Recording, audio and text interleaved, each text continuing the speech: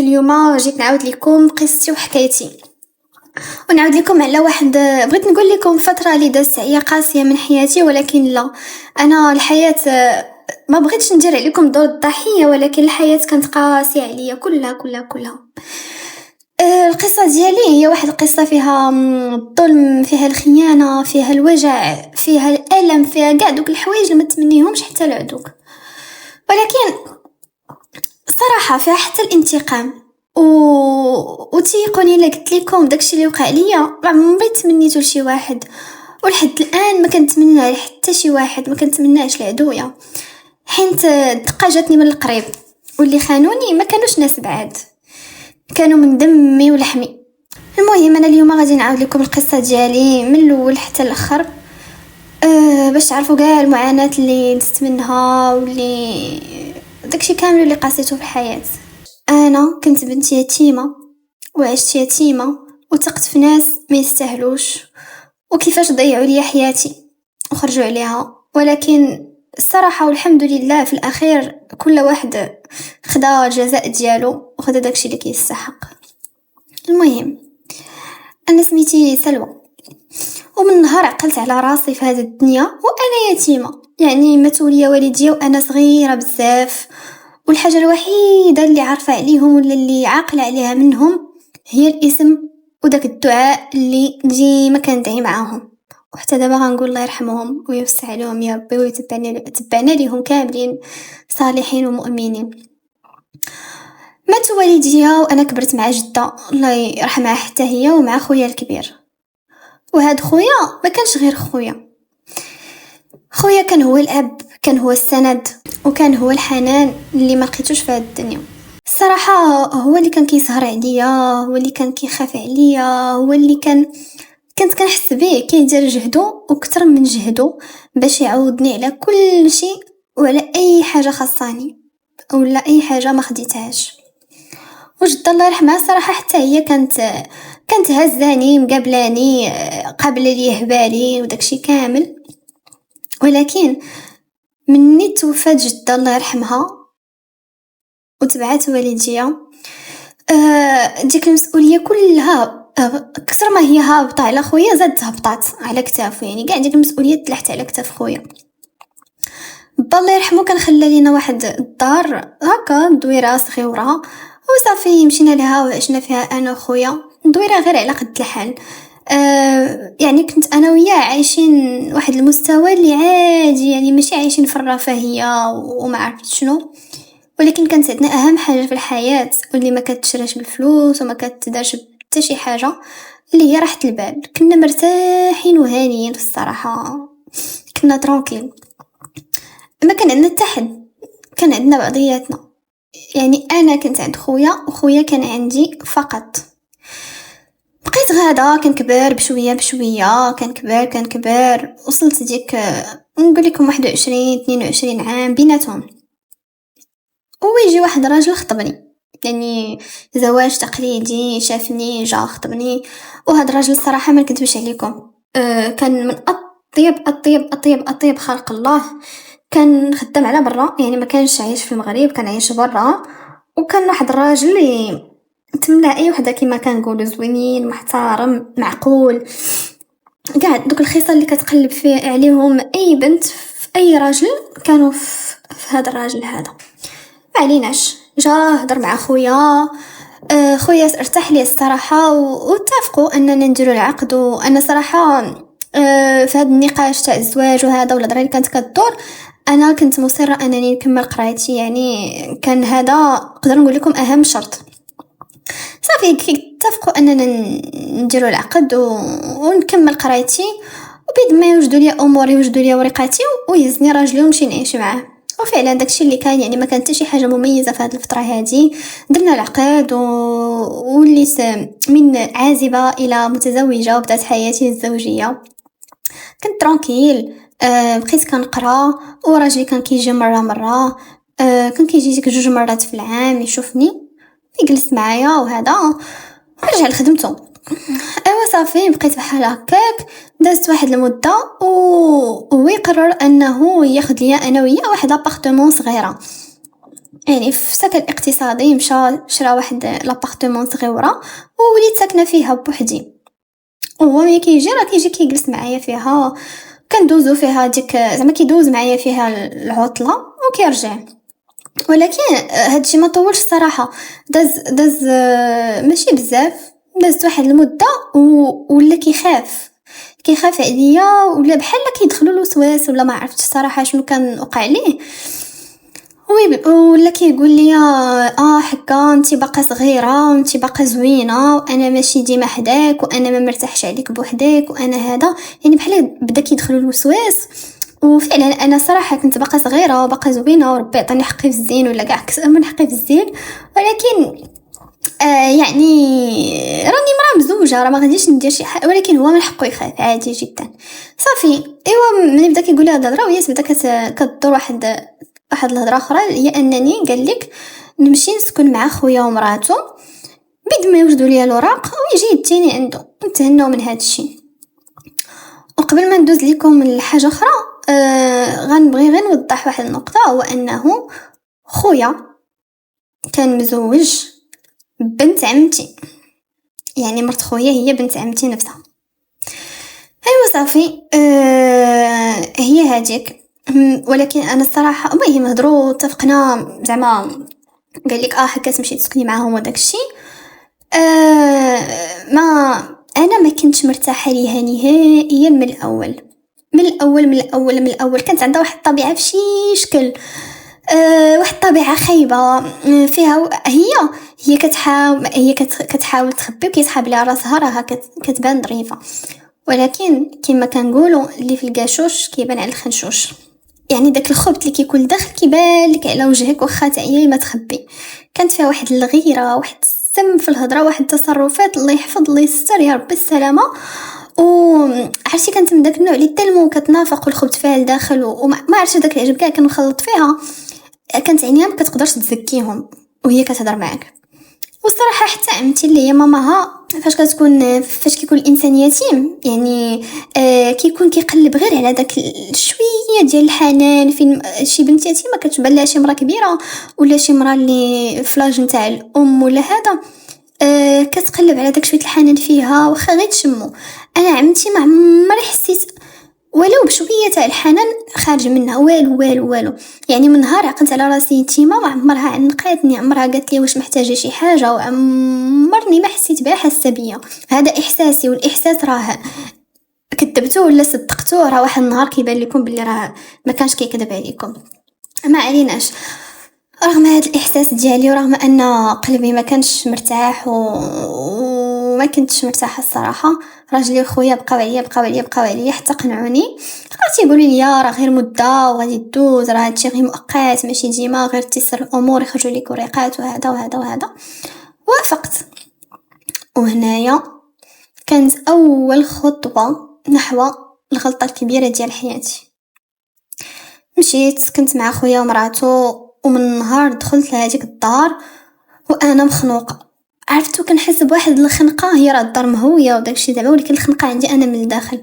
كنحس مرات خويا ما حاملاش الوجود ديالي، كنحس بالغيره خارجه منها. عرفتي واحد المشكل كان عندها هي انها كانت كتشوف راسها اقل مني. انا ما عمري ما كنت كنتعالى عليها، وعمري ما بينت لها انني احسن منها ولا حتى فكرت في هذا الشيء. ولكن هي في تصرفاتها كنت كنحس بها باللي كتشوف راسها اقل مني، وهذا الشيء كان كيبان في الشوفات ديالها، في هضرتها، في الحركات ديالها، في كل شيء.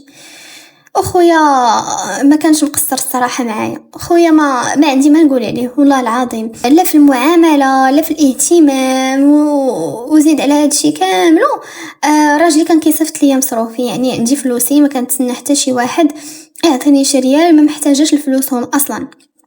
انا كنت محتاجه حاجه وحده هي الاحساس بالامان والاحساس بالعائله، خصوصا انه داك الاحساس كان كيجيني غير من خويا. يعني لما حسيتش به وانا معاه ما عنديش فين نحس به. وواحد الحاجه، خويا كان مسكين، كان مريض بالقلب، كان فيه القلب، كانوا كيجيو هذيك كريز مره بحال هكا، ومني كيجيو كنبقاو نمشيو بيه للطبيب، جري بيه للسبيطار، دير هنا تحاليل سكانير يغام هذا تخطيط. المهم ورغم الظروف ديالو الصحيه ورغم المرض وداكشي كاملو كان خدام وما كانش كيدير هادشي سبا ويقول انا وكان خدام وصابر، وكان راجل يعني راجل ونص، رجل بمعنى الكلمه في كل ما تحمل الكلمه من معنى، ووقف على رجليه وهذا دارو. كان كيجاهد في الحياه صراحه خويا، زعما انسان مكافح ومجاهد. بقيت عايشه معاهم وانا صابره على التصرفات نتاع بنت عمتي اللي هي مرت خويا. وفين ما كنهضر مع راجلي نبقى نشكي عليه وهذا كيقول لي غير صبري غير شويه، ما بقى قد ما فات، ما بقى هذا، غير صبري غير هذا فتره وغادي تدوز. هادشي الهضره اللي قالوا لي النهار الاول حتى قبلت، حتى جا داك النهار اللي غادي تغير في حياتي واللي غادي تقلب راسا على عقب. واحد النهار مع الفجر، وانا وخويا كنا ديما كنفيقوا نصليو الفجر، يعني دائما انا وياه فايقين. فقت توضيت وانا نهبط وانا نلقى خويا كيصلي ساجد وكيصلي. انا كي قلت لكم توضيت صليت، بقيت كنتسناه يهز راسو من السجود، ولكن طول بزاف، عرفتي طول. انا كنتسناه هو وكنتسنى ينوض هو ما بغاش ينوض. بقيت كنقول يمكن كيطلب الله، يمكن كيطول شويه، كيطول الدعاء. ولكن قلبي بدا كيضرب. قربت ليه حركته، وفاش حركته طاح. ديك اللحظه حسيت بالدنيا كاملها وقفات. الدنيا وليت كنشوفها كحله. عيطنا للامبولانس، سمحوا لي البنات، عيطنا للامبولانس ديناه، ولكن الطبيب اكد لينا باللي خويا مات البنات. هاد اللحظه ما عمري كنت كنفكر فيها، ما عمري تسنيتها، واخا انا كنت عارفه ان خويا مريض، ولكن ما عمري ما درت بحسابها نهائيا.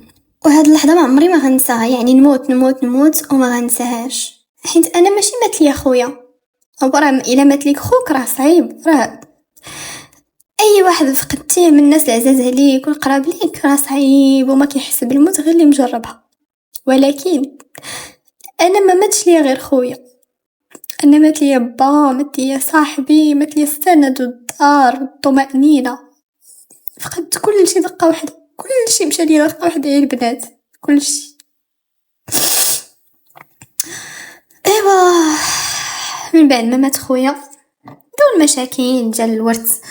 مراتو اللي هي بنت عمي بغات حقها قالت ليك وهاد الصداع وهذا، وتدخلت العائله.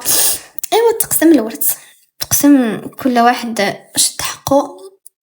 وهي رجعت دار والديها، دار باوما يعني دار عمتي وراجلها، وانا رجعت لديك الدويره اللي خلاها ليا با الله يرحمه ويوسع عليه. بقيت بوحدي جالسه تما. فاش كنقول لكم بوحدي راه بوحدي بمعنى الكلمه، بوحدي، لا ام لا اب لا خو لا شي حد نهضر معاه، غير انا والحزن والتليفون ديالي جالسه ما كندير حتى شي حاجه، كنتسنى راجلي يجي ويهزني من هذا الجحيم وهذا العذاب اللي عايشه. هي هذيك دازت الايام، دازوا الشهور، ودازوا حتى السنوات، بقيت جالسه كنتسنى. وفي هذا الوقت هذا راجلي كان كيجي مره وانا عايشه على داك المجيء ديالو، يعني الامل ديالي والحاجه الوحيده اللي كنتسناها في الحياه هي ديك راجلي يجي، راجلي يمشي، راجلي يمشي. ولكن الحاجه اللي ما عمري فهمتها ديك الساعه وفي داك الوقت هي انه بنت عمتي من بعد ما مات راجلها تبدلات عليا، تقلبت 360 درجه. تخيلوا معايا، ولات كتجي عندي، ولات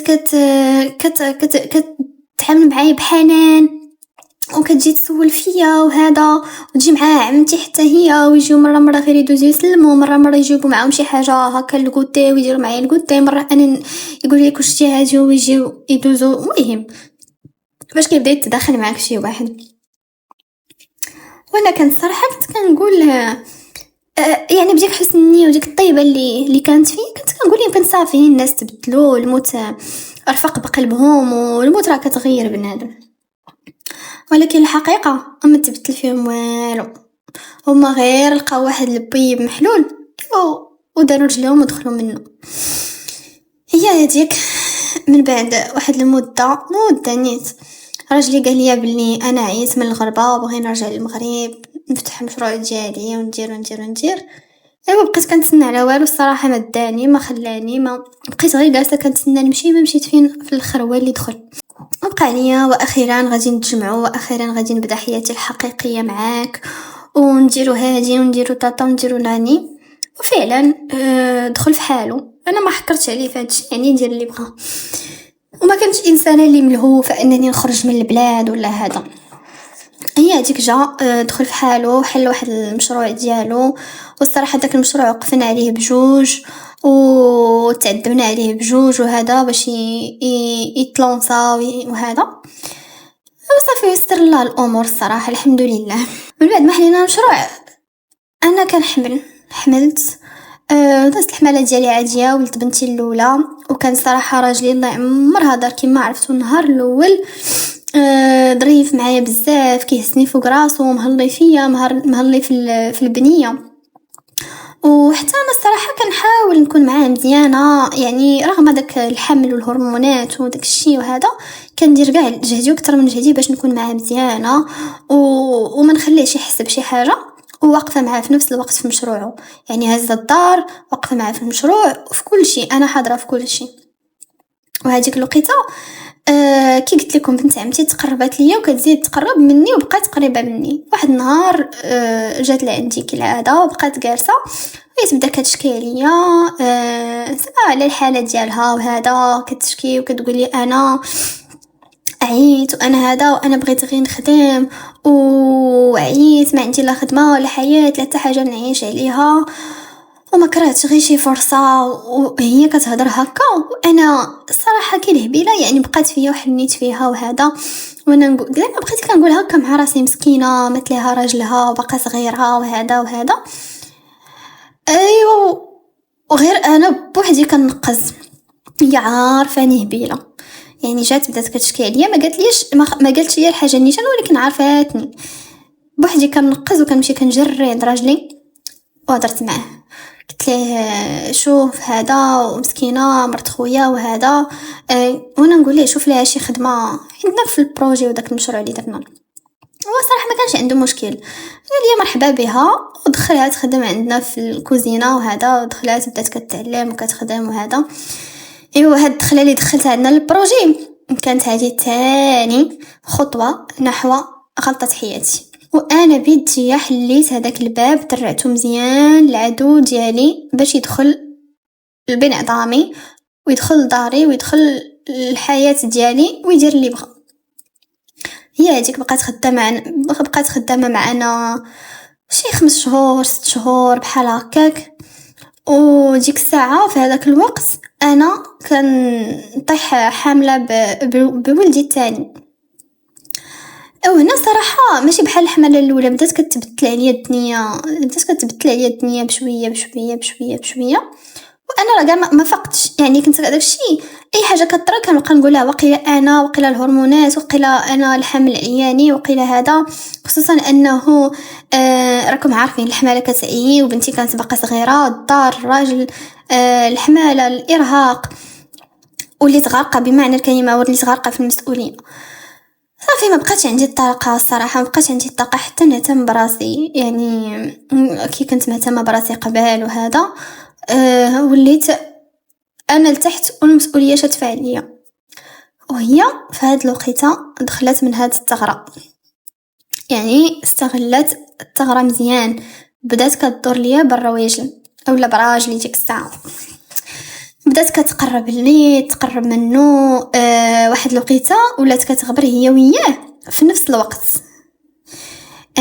مثلا بعد المرات كيقول لي انا غادي لهاد المدينه نجيب السلعه، ايوا حتى كنلقاها حتى هي راه ما كايناش في الخدمه.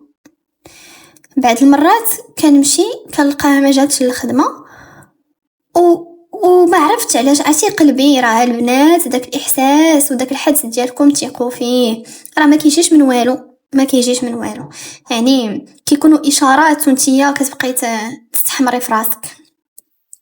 يعني قلبي كان كيقول لي راه كاينه شي حاجه، ولكن في نفس الوقت العقل ديالي كان كيكذبني. هي هذيك ولدت ولدي الثاني، زدت على البنيه، ومن بعد الولاده راجلي صافي تبدل عليا، يعني تبدل.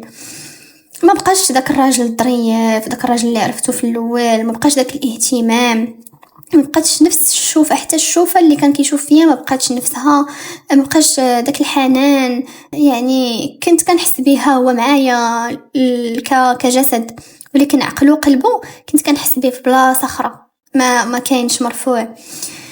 صافي بقيت ساكته الصراحه. يعني ما كي قلت لكم انا اصلا كنكذب على راسي، كنقول لا راه غير هذا، يعني ما جيش نفكر انني نوض نهضر معاه.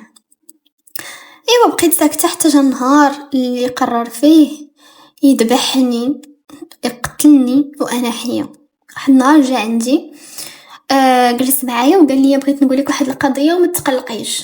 عرفتي مع قال لي بحال هكاك باقا عاقله، عرفتي قلبي هبط حتى لصباع رجليا الكبير او يطلع، وانا نقول ليه قول، هو يقول لي انا قررت نتزوج. هكا يا البنات، هكا بهاد البرود، بدون مقدمات، بدون زواق، بدون حتى شي حاجه. هاد الجمله قالها لي هكا، انا قررت نتزوج، يعني هذا قرار ديالي عمي بحرك. عرفتوا يا البنات هذيك اللحظه حسيت بحال شي حد شد شي حديده وسخنها مزيان وعطاني بها لصدري، بحال هكاك نفس الاحساس كنعاود نحس به دابا وانا كنعاود لكم. هي هذيك بقيت كنشوف فيه وما قادراش نستوعب، ما قادراش. عرفتي فاش الدماغ كيرفض لك واحد الحاجه، كيدير واحد الحاجز، كيدير واحد لوبستاكل. هي هذيك. وفاش قال لي ديك الهضره وبين ديك الجمله اللي قال وبين الجواب ديالي دازو بزاف ديال الحوايج في دماغي في ثواني قليله.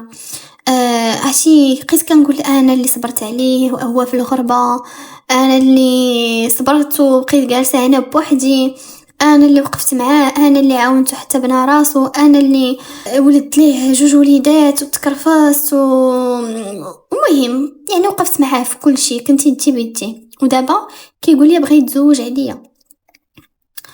هادشي كله فكرت فيه وانا نقول لي صافي، يعني صافي عرفتي بحال دابا كيما انا فقدت الكلمات نفس ديك الساعه وانا جاوب قلت ليه علاش، شنو ناقصك.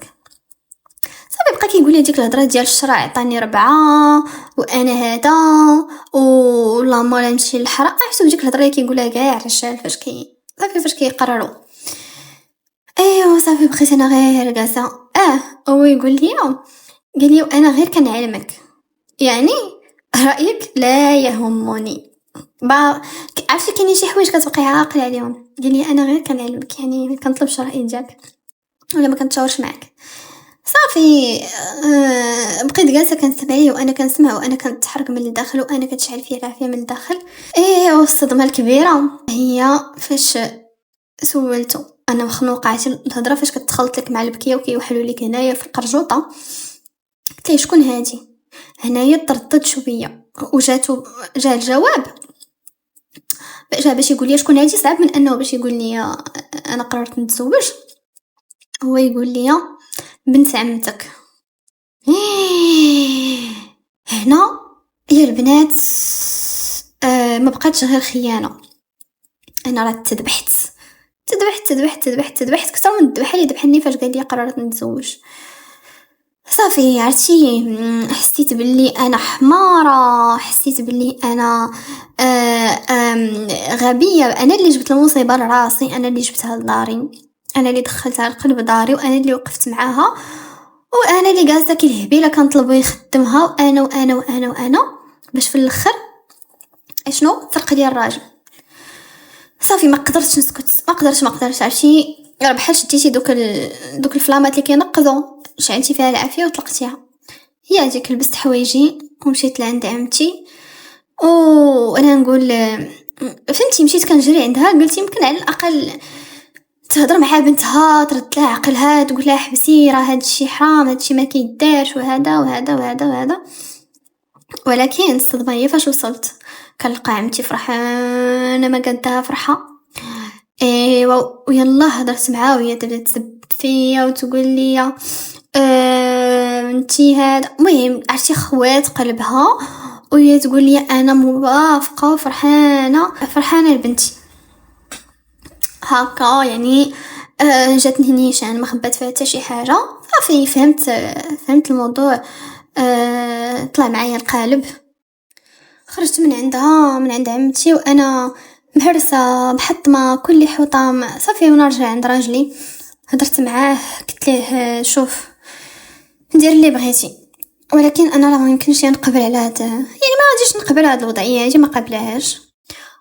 وصحابكم حمق معايا راس ولا لا، بكل برود وبكل هدوء قال لي شوفي انا راه غادي نكري ليها الدار وغادي نخلي كل وحده زعما في بلاصتها، يعني انا غادي نعيش انا ولادي، وهو يمشي ويهز عروسته الجديده اللي هي مرت خويا الله يرحمه وبنت عمتي، ويتجها ويسكنها بوحدها ويعيش معاها الحياة ويقسم معاها قلبه وحياته. صراحة الكرامة ديالي، الكرامة اللي عطاني الله والكنحمد عليها الله ونشكره، وقفت ليا في وجهي وقالت ليا لا توملا هادشي مستحيل.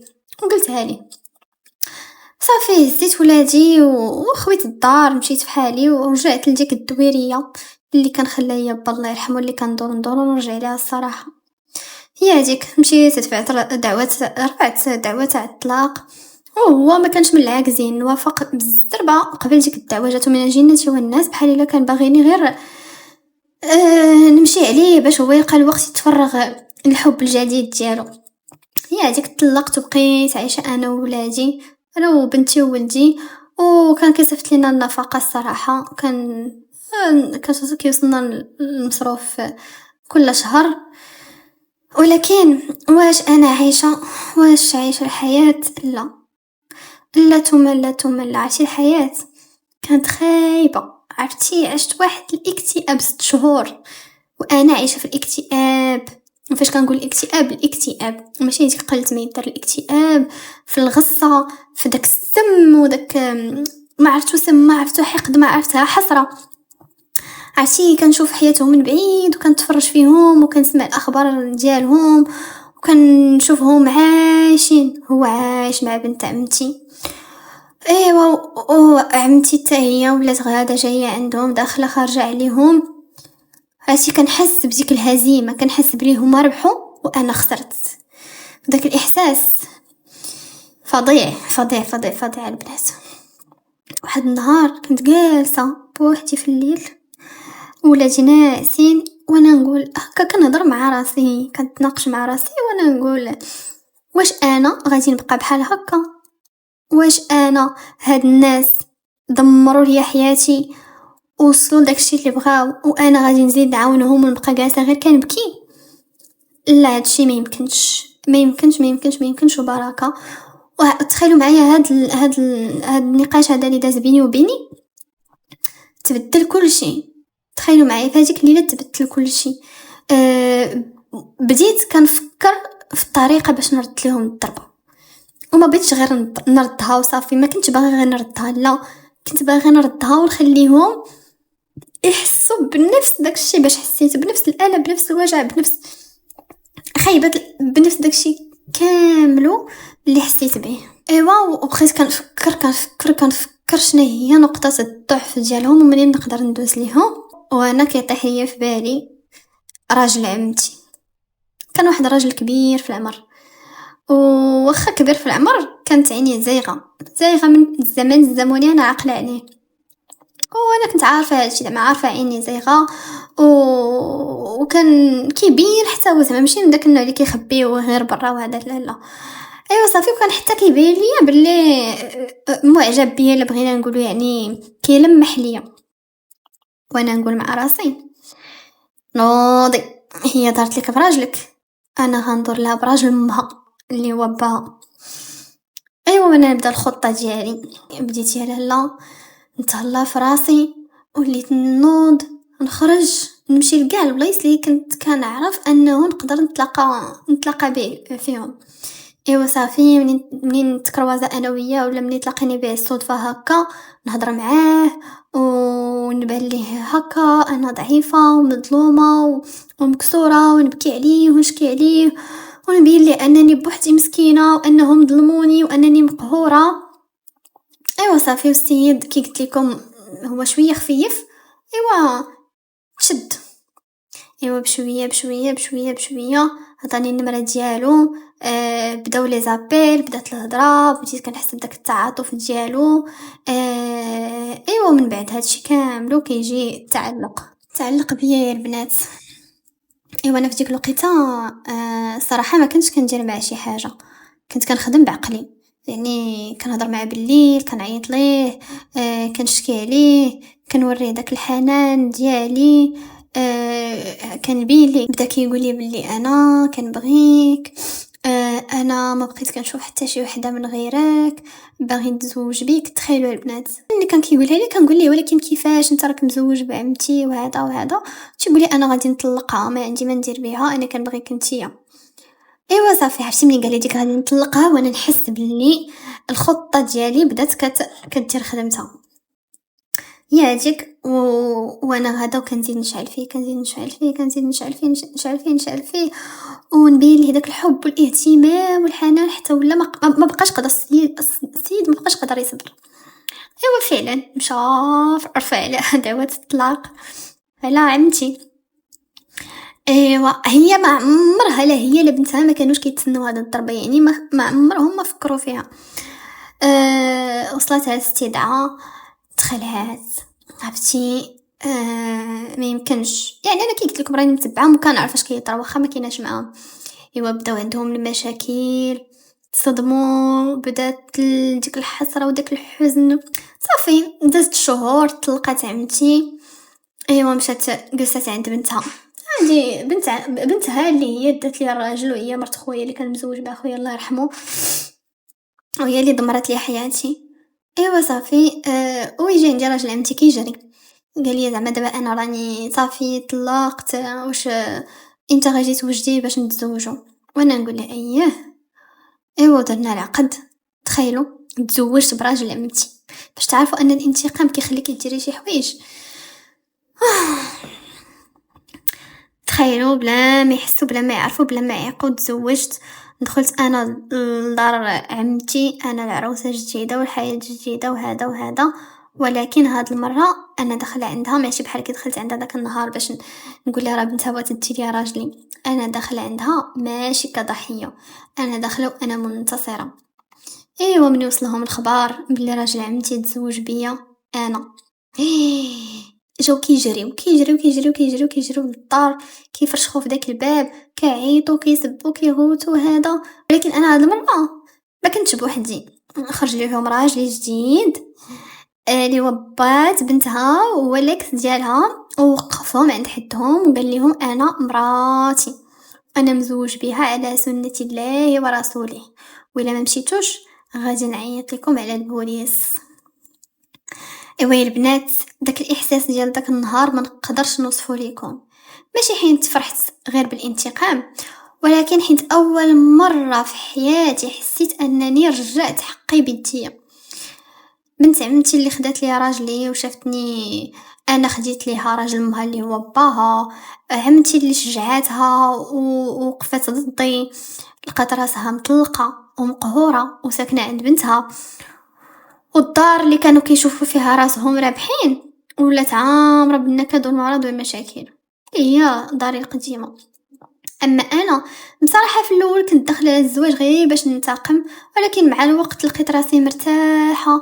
راجل عمتي اللي هو راجلي يعني رغم انه كبير تهلا فيه اكثر من راجلي اللي كان صغير، تهلا فيا تهلا في ولادي، عيشني في واحد الحياه ما كنتش كنعرفها، ششني دللني كتب لي الممتلكات، وقف معايا. وبصراحه ما غاديش نكذب عليكم الانتقام كان حلو، كان عنده واحد الطعم زوين، واخا عارفه راسي كنت قاسيه في الانتقام ديالي، ولكن المهم هو انني اول مره حسيت براسي عزيزه ومقدره الصراحه. عمتي وبنتها من بعد هادشي اللي طراو هذا ما بقاوش هانيين، مرضوا، جاهم اكتئاب، دخلهم الهم. يعني كاع داكشي اللي دوزوني منه ولاو دايزين فيه. بنت عمتي حتى هي ما كانتش كتولد، وهادشي زادها نكد على نكد. وهادي عمتي مرضات بزاف، تخيلوا معايا ولات غدايا في الكروسه غير كدفعه يعني تشللات. وبقاو عايشين في ديك الدار كلها مشاكل وغواتات وصداع وستريس. اما الاكس ديالي اللي طليقي اللي كان راجلي، الراجل اللي باعني في اقرب فرصه، حتى هو ما تهناش. بدا داك البروجي ديالو غادي وكيرجع للور الحياه مع مرتو اللي هي بنت عمتي. خرجت زعما صافي، طلعت ليه فراسو داكشي مبقاش قدر عليه، وبدا كيحاول يرجع ليا ويسول على ولادو، بدا كيتقرب، بدا كيقول لي عافاك نطلقها ونرجعوا انا وياك وهذا. وكيقول لي بلي انا ندمت وبلي ولادو خاصهم يرجعوا ليه، وبلي انا كنت المراه اللي فعلا كنت واقفه معاه. عاد بدا كيبان لي داكشي كامل اللي كنت كندير. ولكن في هذه المرحله هذه وهنا كان يعني كان القرار بيديا انا، يا اما نقبل يا اما ما نقبلش. وانا كان فهمتي قلبي كان كيدخلو الشك، ومره كيقول لي كيبغي يخليني نرجع. ولكن كنقول عاوتاني واش نرجع لراجل ما عرفش بقيمتي حتى ضاع؟ واش نرجع لواحد رماني انا وولادي وتزوج بعدوسي؟ واش نرجع نعاود نفس العذاب؟ وهنا خدمت عقلي مليار في المية، والجواب ديالي كان هو لا. وانا نخرج ليه نيشان وقلت عليه بكل وضوح، قلت له الراجل اللي ما مفاده ان الراجل اللي ما عرفش قيمتي وانا معاه ما عندي ما ندير به من بعد. اكبر عقاب ليك هو تبقى عايش مع المراه اللي اختاريتيها ضدي، وتبقى تشوف بعينيك شنو درتي بيديك، وتبقى واقف وحابس في ديك الحياه اللي اختاريتيها انت. اما انا الحمد لله الصراحه راني عايشه مع ولادي وعندي رزقي وعندي كرامتي اهم حاجه، وعرفت قيمه راسي. وحتى راجلي تزوج به الصراحه من بعد الله يرحمه، حيت هاد الوقيته فاش غنعاود لكم انا القصه ديالي راه هو توفى الله يرحمه ويوسع عليه. خلاني واقفه على رجليا وخلاني معززه ومكرمه، خلاني بواحد العزه ما عمري ما كنت عارفاها، يعني ما خصني حتى خير. ايوا صافي والحاجه اللي تعلمتها من هادشي كامل واللي تمنوا اللي غنبغي نقولها لكم هي ان الثقه ما عمرها ما خصها تكون عمياء. ما تثقوش البنات الثقه العمياء لا تملى. حيت كاين اللي كيضحك ليك وما اكثرهم، كيضحك ليك ويبقى يعنك فيك وهذا وحبيبه وهذا، ولكن هو في الداخل ديالو كيتسنى غير متى طيحي، كيتمنى طيحي. وحاجه اخرى بغيتكم ديروها في بالكم هي الانسان القريب راه داكشي اللي كيقدر يديرو فيك ما يقدرش يديرو فيك الانسان الغريب، حيت هو كيكون عارف منين يدخل لك. وحاجه اخرى اللي غنقول لكم، الانسان خصو يعطي قيمه لراسو. عطيو قيمه لراسكم البنات، ما تخليو حتى واحد يعني يشتف عليكم ولا يدوز عليكم باي اسم، لا باسم القرابه لا باسم الحب لا بحتى شي حاجه. حيت الا